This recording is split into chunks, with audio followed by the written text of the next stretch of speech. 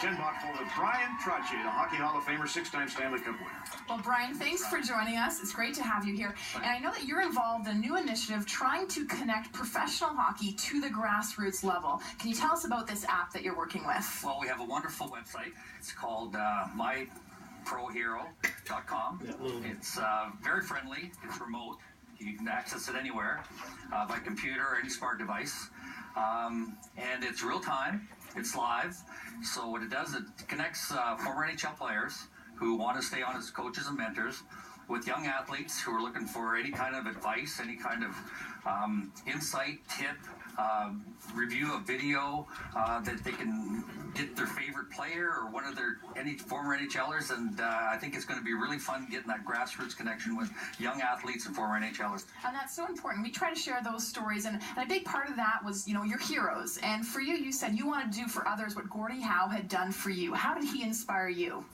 Well, all the watching Hockey Night in Canada was huge for us. I mean, that was the way we visualized the game, and we watched, we listened to everything that they said.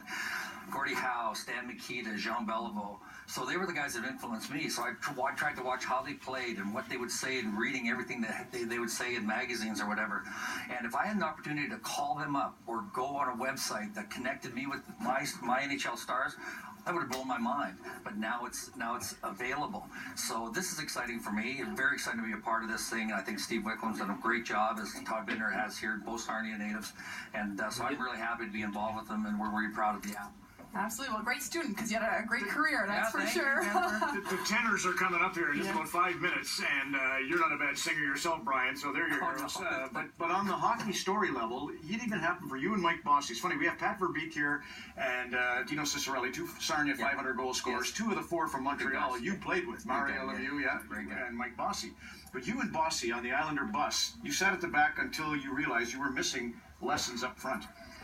Well, what happened, we started at the back of the bus because we were younger players, and we just kept moving up. These guys were getting moved around or whatever, and we just kept sliding up closer because we liked the stories that Al Arbour was telling up at the front of the bus.